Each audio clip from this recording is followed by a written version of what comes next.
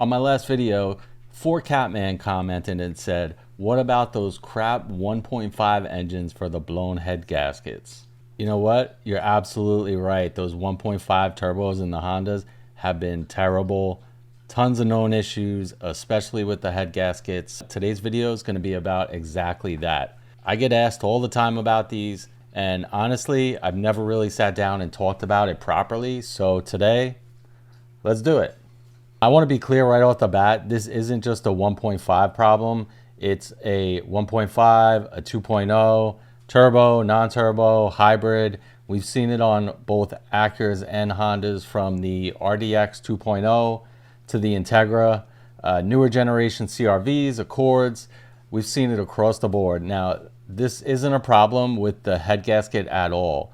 It's actually more of a design flaw with the engine, and I'm actually going to compare it to another engine from a completely different manufacturer to show you that this is not just a Honda problem. So let's get into it. But before we get started, make sure you hit the like, make sure you hit the subscribe. I make content at least once a week, as well as DIY videos. So make sure you're subscribed so you don't miss the next video.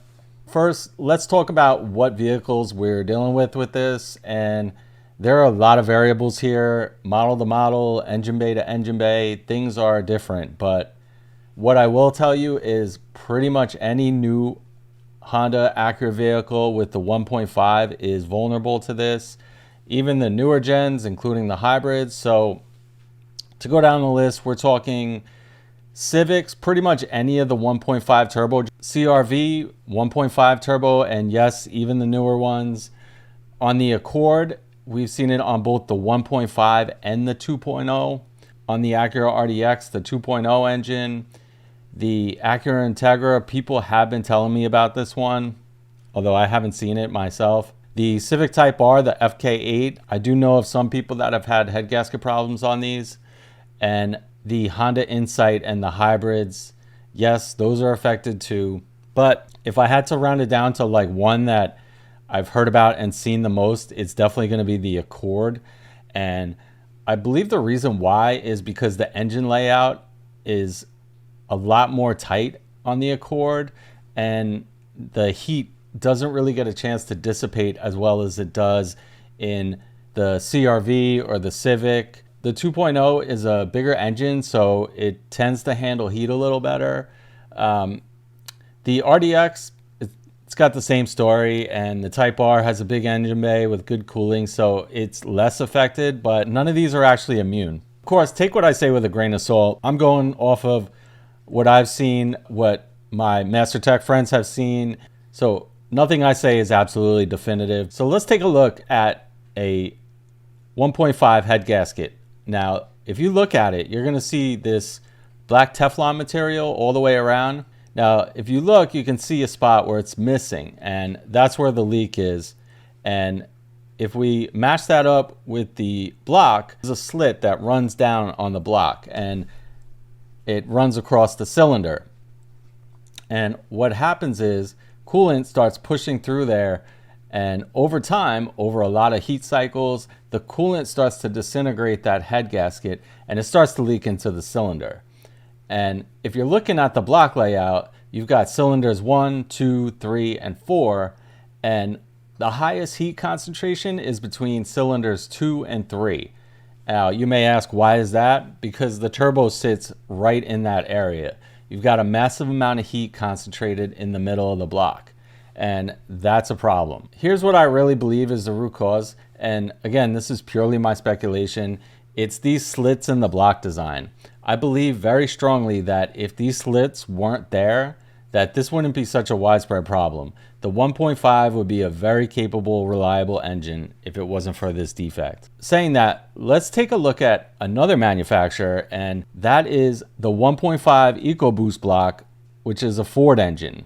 If you're looking at it, it might look pretty familiar, the same slit between the cylinders. And this was a massive problem on the Ford side starting around 2016 and on.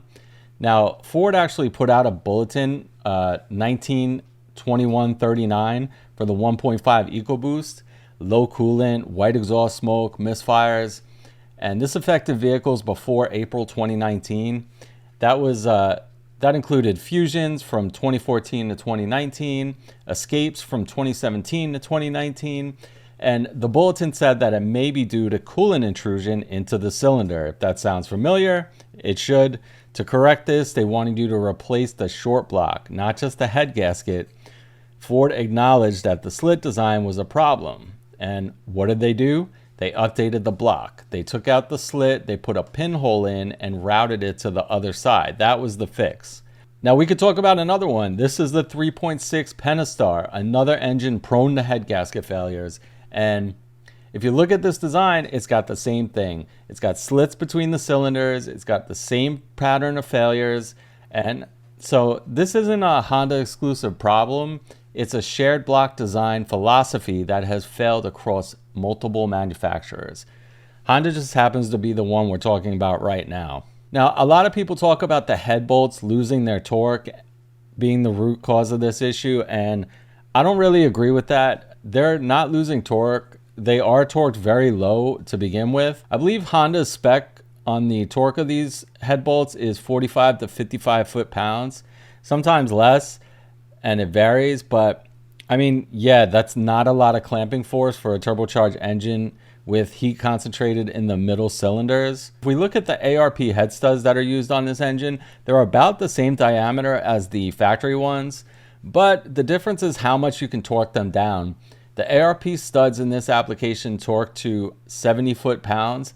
I've heard of some people going to 80 because the clamping force settles and the gasket holds a lot better. Now, my recommendation is if you have one of these engines and you've had a failure, or you want to be proactive, put the ARP studs in. I always try to do it when the head is already off. And I tell people, if you plan on keeping the car, just do the ARP studs. If you're going to sell it, then just reinstall with OEM hardware and move on. But if it's your daily driver and you're in it for the long haul, the ARP studs are absolutely worth it. And I do believe they will prolong the life of that repair significantly. So let's talk about how to know if you're headed for this problem and what to watch for.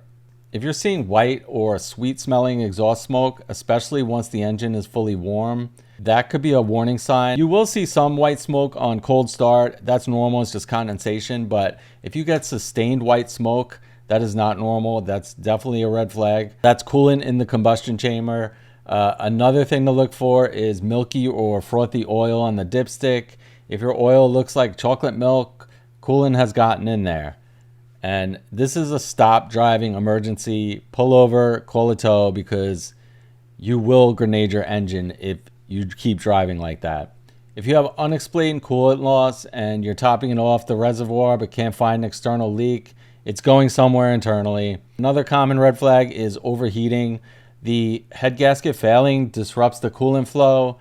So if you watch the temp gauge and you see it overheating, that's your warning sign. Could also see misfires or a rough idle because the cylinder is contaminated with coolant and it will cause a misfire. You'll probably get a check engine light and it will run rough.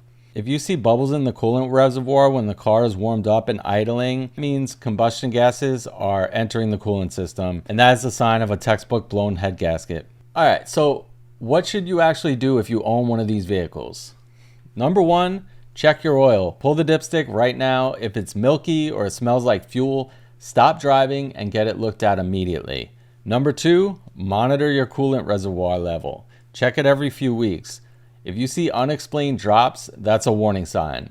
And number three, if you live somewhere cold and you make a lot of short trips, be extra vigilant. Let the engine get to full operating temperature before you park it when you can. Number four, stay on top of your oil changes. Don't let the intervals stretch. If you're in a cold climate, consider going shorter than Honda's recommended interval. Number five, if you already had a head gasket failure and you're having it repaired, ask about ARP studs. If the head's already off, it's minimal extra cost for a big upgrade in clamping force. I definitely believe it's worth it. Number six, if you're buying a used 1.5 turbo Honda or Acura, get a pre-purchase inspection from an independent shop and ask about coolant loss. The best thing you can do is stay informed and catch it early. So to wrap things up, I sincerely believe that this is actually a block design issue, not a problem with the actual head gasket. And Like I said, the slits between the cylinders, the heat concentration from the turbo sitting on the cylinders 2 and 3, and the low factory clamping force from the head bolts, those three things together are kind of compounding what I believe drives these failures. And again, it's not unique to Honda. Ford had it with the EcoBoost. Chrysler had it with the Pentastar. So it's a pattern. And if you're having this repair done, ask about the ARP studs. If you're trying to prevent it, maintain that engine, monitor your fluids, and don't ignore the early warning signs. Again, everything I say is speculation based on failures I've seen, from what I've heard from master techs. Nothing I say is set in stone. It's just my opinions, and I hope this gives you a better picture of what's going on with these engines. Drop your questions in the comments. Let me know what vehicle you have and what you've experienced. And if this video helped you out, hit the like button, hit the subscribe. I put out content like this every week, and I will see you on the next one. I'm DC5 James. Peace.